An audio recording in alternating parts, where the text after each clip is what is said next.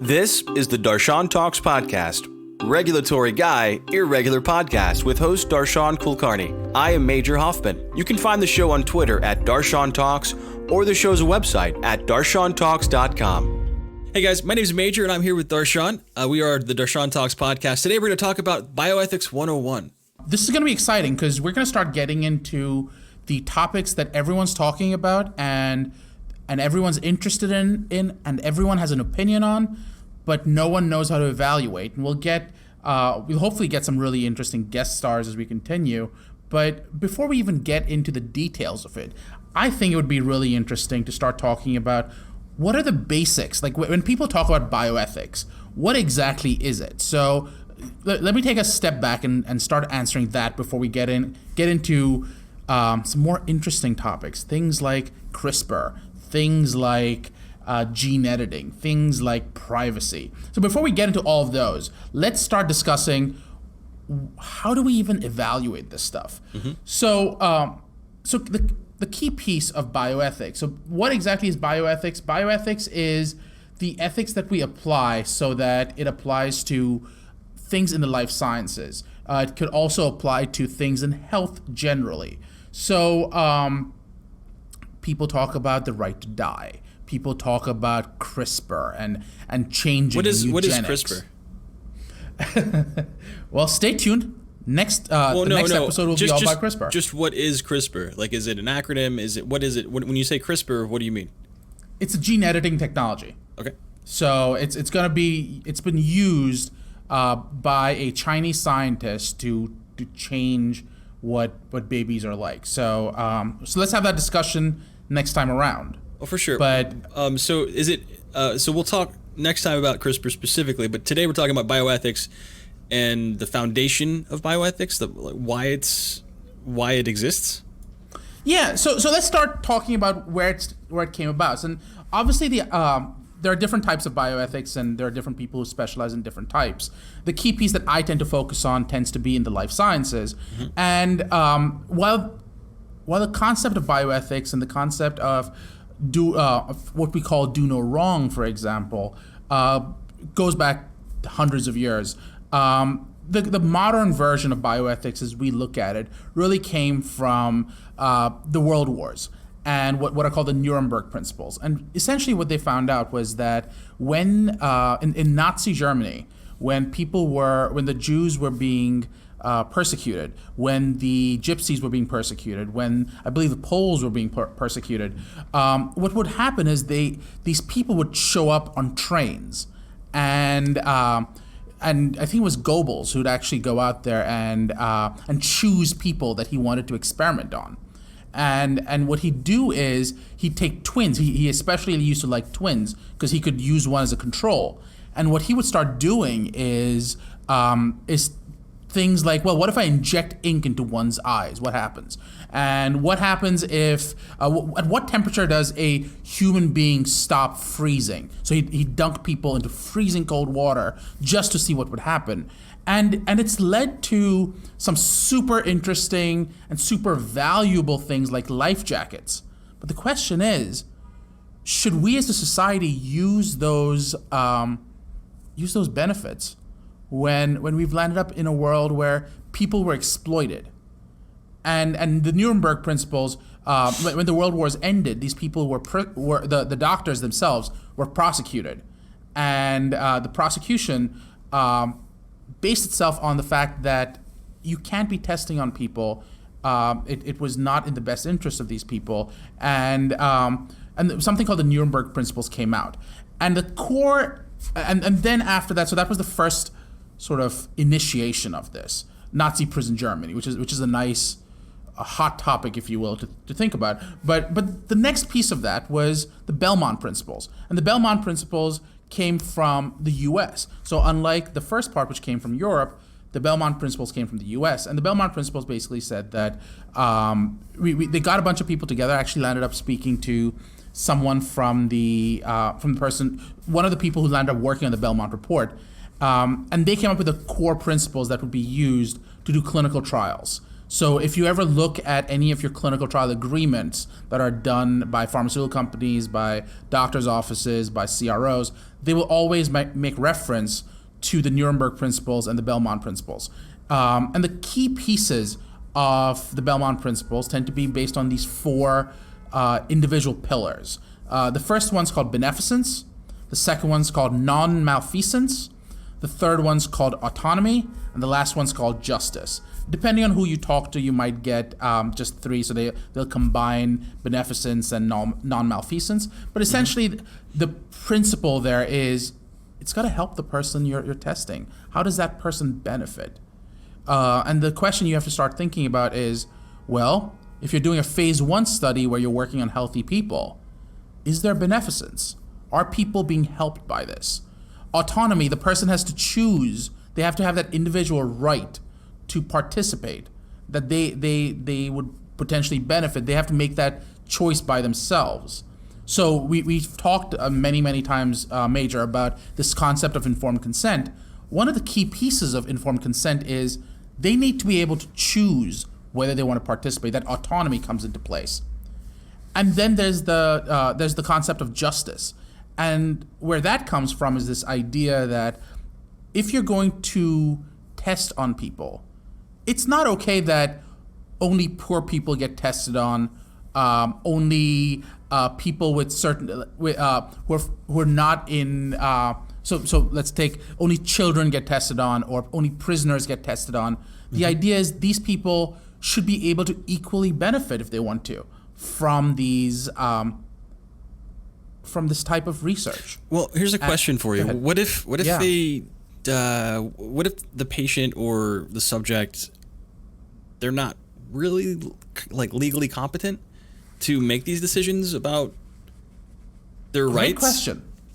Yeah, that's a great question. It's an extremely valid question, because one of the thought experiments I'll often use when I teach is, what if we go to prison and we tell the people, for every clinical study you participate in, we will reduce 1 month of your prison term. Oh, wow.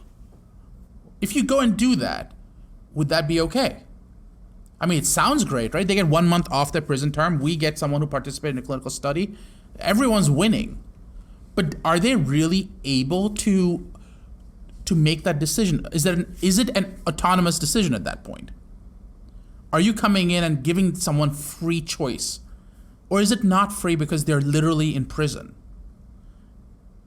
This is not a bioethics question, but a recent conversation was the blackmailing of Jeff Bezos. Did you hear about this? I want to say that I did. The blackmailing of Jeff, was it something to do with? Recently, there were news about his. Yeah, please do. Okay. So Jeff Bezos was basically he's the world's richest man. I don't think it was BuzzFeed, but it was one of these news outlets basically reached out to him and goes, I have nude shots of you. Oh, jeez. That you sent to people. National Enquirer. That's what it was. Is it National Enquirer? Okay. Yeah. National Enquirer. I have nude shots of you that I can send to people unless you back off on certain things. Right. Now the question is that really an autonomous decision, or is that just straight up blackmail? What? Jeff Bezos responded with... That's straight up blackmail, isn't it? And he just called them out on on Medium, I want to say? He called them out, and he called them out hard. But it was funny, because it really fell flat.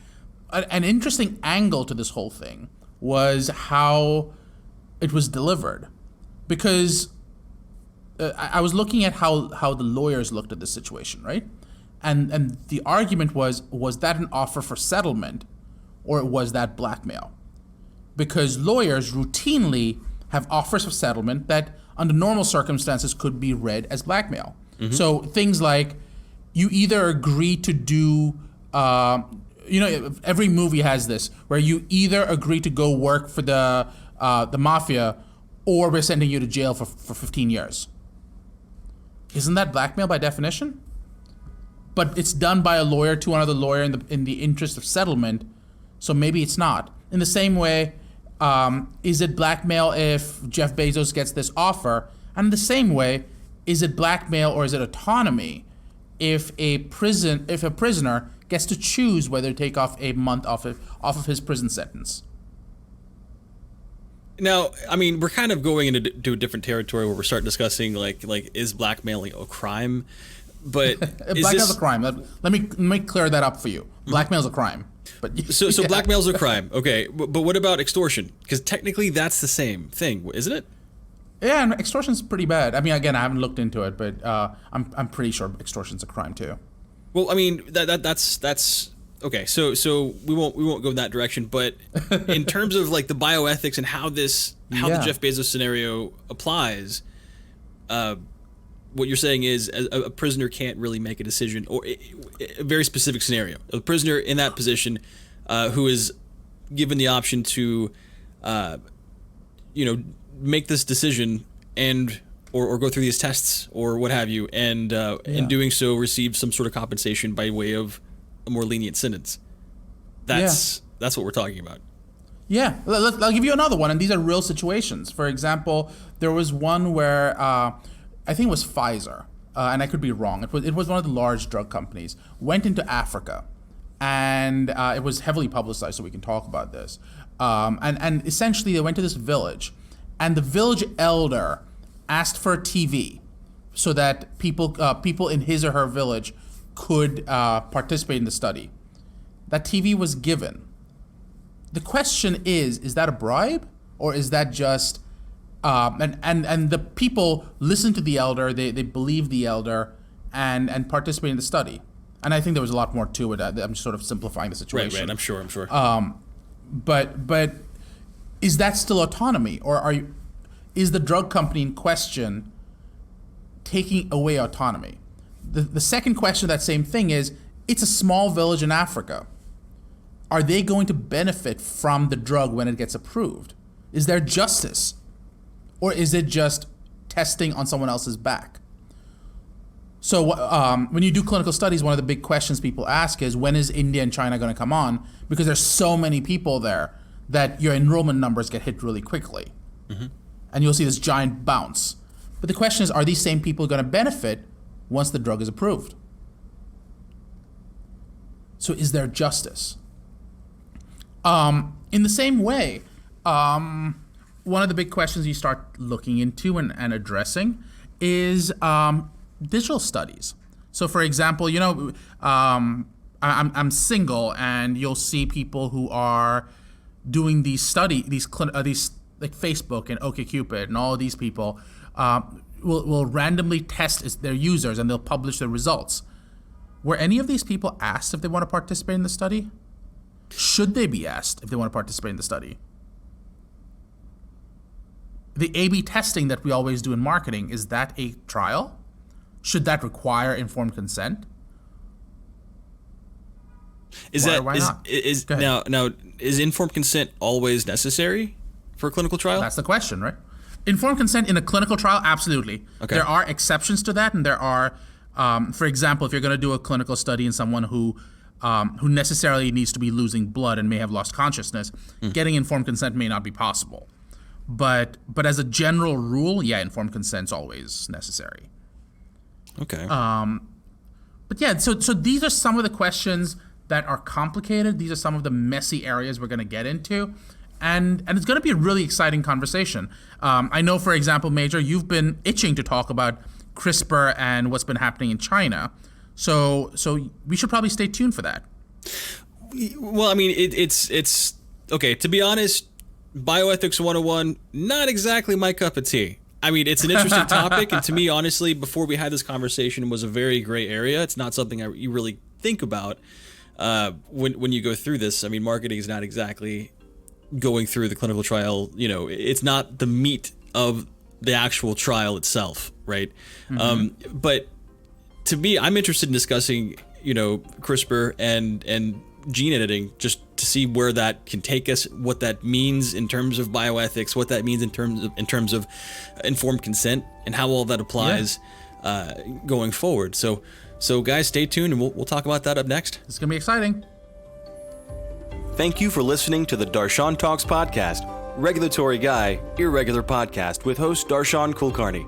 I am Major Hoffman. If you have any questions for Darshan, reach out via Twitter at Darshan Talks or the show's website at darshantalks.com.